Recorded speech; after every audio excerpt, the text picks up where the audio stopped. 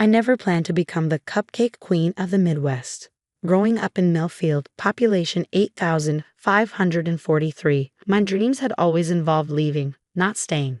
But life has a way of frosting your plans with unexpected outcomes. After culinary school and 5 grueling years working in high-end Chicago restaurants, I returned to Millfield temporarily, just long enough to help Mom recover from hip surgery. At least that was the plan. Millfield had changed during my absence. The once vibrant Main Street now featured vacant storefronts where family businesses had thrived for generations. The Reynolds hardware store, Jacobson's books, even Myers Diner, all gone, victims of big box stores and online shopping. One rainy Tuesday, feeling restless after Mom fell asleep, I baked a batch of cardamom spice cupcakes with honey buttercream, a signature recipe I developed in Chicago. The next day, I brought some to Sarah Jenkins, who owned the struggling coffee shop downtown. "These are incredible, Olivia," she said after one bite. "Would you consider selling these here? My customers would go crazy for them." That simple question changed everything. Within a month, I was supplying 3 local businesses with baked goods. Within 3 months, I had rented a tiny storefront, formerly the town's florist, and opened Sweet Revival Bakery. The name reflected my mission, reviving both traditional recipes and Millfield's struggling downtown. I developed cupcakes inspired by regional classics, butter pecan caramel, black raspberry chocolate, and my bestseller, sweet corn cupcakes with blueberry compote filling and honey buttercream. For the first year, Sweet Revival thrived in its small way. Not restaurant in Chicago profitable, but enough to pay the bills and build a loyal following.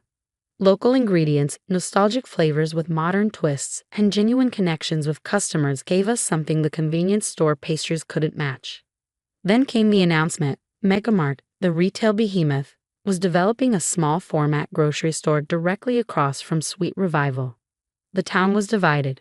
Some welcomed the jobs and convenience, others worried about the impact on the few remaining local businesses. My customers were supportive but concerned. "They'll have a full bakery department," warned Ellen Thompson, my Tuesday regular. "With those corporate prices, how will you compete?" I wondered the same thing, especially after Megamart's regional director, Bradley Wilson, stopped by one afternoon. He examined my shop with barely concealed disdain. The mismatched vintage furniture, local art on the walls, and glass cases of admittedly expensive cupcakes. "Quaint operation you have here," he said, declining my offer of a sample. "But let's be realistic. Your little bakery will be bankrupt in 6 months. We're opening across the street and nobody pays $4 for a cupcake in Millfield." I maintained my professional smile, having dealt with plenty of condescending men in restaurant kitchens. "Every business serves its own market, Mr. Wilson. I wish Megamart success with yours." He laughed as he headed toward the door.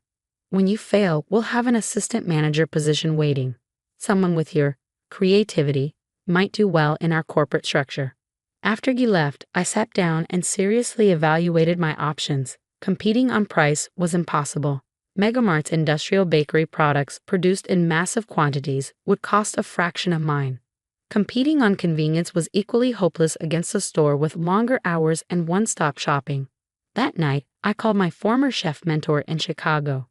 "They'll destroy me on price and convenience," I explained. "What do I have that they don't?"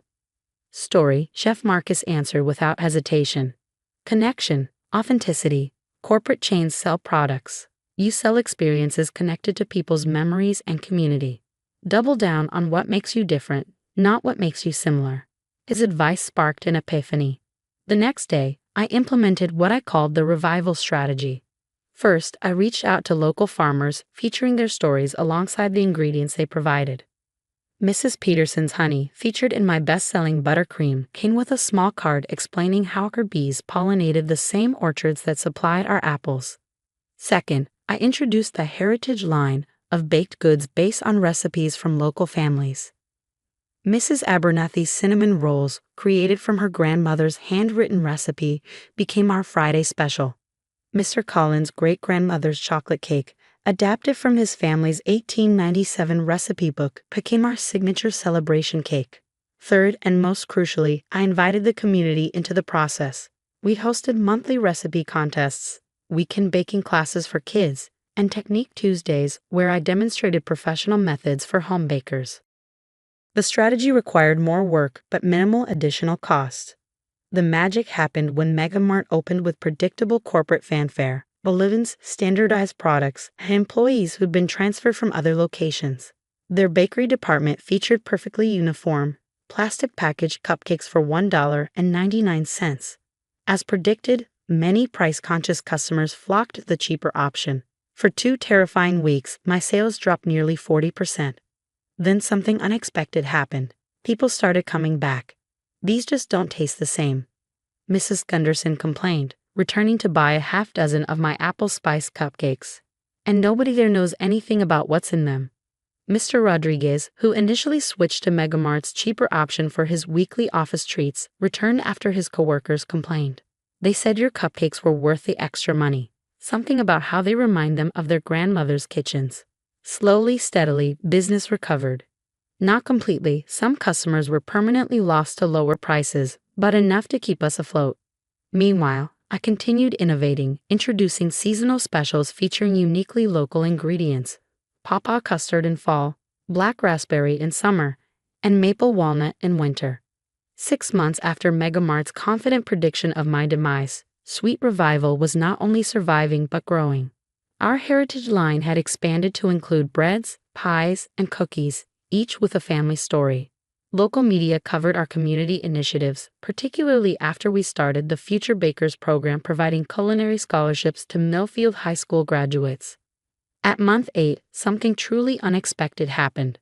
The Megamart store manager, not Bradley Wilson, but his replacement after a regional restructuring, came in and ordered 4 dozen assorted cupcakes.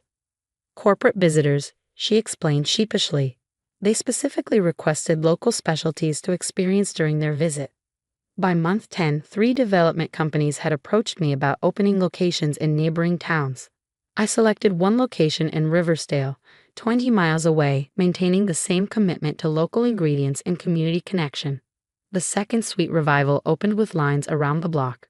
Local news coverage expanded to regional interest. A food blogger from Chicago made the 2-hour drive to profile our hyperlocal cupcake revolution. The story got picked up by national outlets looking for heartwarming small-town success stories. Exactly 1 year after Bradley Wilson's dismissive prediction, my phone rang while I was developing recipes in our new Riversdale kitchen. Olivia Bennett, this is James Peterson, Megamart VP of Operations. I recognized the name from industry publications. He outranked Bradley Wilson by several levels. What can I do for you, Mr. Peterson? I asked, genuinely curious about this unexpected call. I'll be direct, Ms. Bennett. Your products have developed quite a following. We've had numerous customer requests to carry Sweet Revival items in our stores. We'd like to discuss a national distribution deal for your products. I nearly dropped the phone. National distribution would mean millions in revenue, mainstream recognition, and validation that my small-town bakery had created something of significant value. That's quite an offer, I managed, trying to sound professional rather than shocked. We're prepared to be very generous, he continued. Our initial projections suggest we could move 30,000 units weekly across our Midwest locations alone. We'd handle mass production, of course. That detail snapped me back to reality. Mass production, using your facilities and ingredients? Naturally, we need to adapt the recipes for scale and shelf stability. Our food scientists are excellent at maintaining the essential flavor profiles while optimizing for production efficiency. I looked around at the kitchen where Mrs. Peterson's honey sat in glass jars, where Mr. Collins had tearfully watched his great-grandmother's chocolate cake recipe come back to life, where local high school students learned techniques passed down through generations. Mr. Peterson, I'm listening, I said, choosing my words carefully, but I need to understand exactly what you're proposing. Would these products still be made with local ingredients? Would they maintain the connection to the family recipes and stories? His hesitation told me everything. We'd certainly maintain the appearance of artisanal quality. Our marketing department has some excellent ideas for packaging that evokes small-town charm. The appearance of quality evokes small-town charm. Not actually maintaining either. I appreciate Megamart's interest, I said, but Sweet Revival's products aren't just about ingredients or recipes. They're about community connection and authentic stories. I'd be happy to discuss a more limited partnership that maintains those values. Perhaps a regional arrangement where we continue production using our methods. Ms. Bennett, he said, his tone shifting from collaborative to condescending. You're talking about leaving millions on the table. Your current production methods simply won't scale to national distribution. Then perhaps national distribution isn't right for Sweet Revival, I replied. But I'm open to creative alternatives that preserve our core values. After several more conversations and a visit from Megamart's artisanal brands team, we reached an unexpected compromise. Rather than mass-producing Sweet Revival products for national distribution, Megamart would feature our bakery in a new Local Legends program in their Midwest stores. The arrangement allowed us to maintain production control while gaining distribution in 50 stores across 5 states. More importantly, it came with no recipe modifications and included prominent storytelling about our ingredients, heritage connections, and community impact. 2 years after that initial dismissive visit from Bradley Wilson, Sweet Revival had grown to 4 locations, a dedicated production facility employing 27 people, and distribution through Megamart's Local Legends program. Our scholarship fund had sent 5 Millfield graduates to culinary school, 2 of whom returned to work with us. Most surprisingly, our success sparked a mini renaissance in Millfield's downtown. A local cheese shop opened next door, followed by a boutique selling regionally made crafts. The long-vacant Myers Diner was revived by a young couple offering modern takes on classic Midwestern comfort food. When Food and Wine magazine ran a feature titled The Small Town Bakery That Stood Up to a Retail Giant, they asked why I had that Megamart didn't. Authenticity can't be mass-produced, I explained. When people buy our sweet corn cupcakes, they're not just getting a dessert. They're getting Mr. Hoffman's corn grown 3 miles away. They're getting my grandmother's technique for extracting corn milk. They're getting the story of how this recipe helped revive a struggling Main Street. The reporter pressed further, weren't you tempted by Megamart's original offer? It would have meant national distribution overnight. Of course I was tempted, I admitted. But scaling too quickly would have meant sacrificing what made us special in the first place. Sometimes success means knowing what compromises you won't make, not just what opportunities you'll pursue. Last month, Bradley Wilson came back to Millfield. He didn't visit the bakery, but Ellen Thompson, my Tuesday regular who works at the bank, overheard him at lunch. That cupcake place should have failed, he told his companion. It defies every market analysis. $4 cupcakes in a town with median household income under $50,000? It shouldn't work.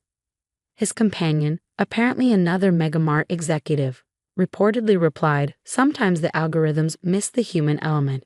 People don't just buy food, they buy meaning. That's why we're rolling out Local Legends nationally. When Ellen relayed this conversation, I couldn't help but smile. The corporate giant that had planned to put us out of business was now trying to learn from our success. That evening, as I worked on recipes for our seasonal summer menu, my phone rang again. This time, it was a producer from a national morning show. We're doing a segment on small businesses succeeding against major corporations, she explained. Your story keeps coming up as the perfect example. Would you be willing to share how a small-town bakery managed to not just survive, but thrive against direct competition from one of the world's largest retailers? I looked around at the kitchen where it all started, now expanded but still functioning with the same core values, and thought about how to explain our journey. It's simple, I told her. They were selling cupcakes. We were selling community, and it turns out people are hungry for both.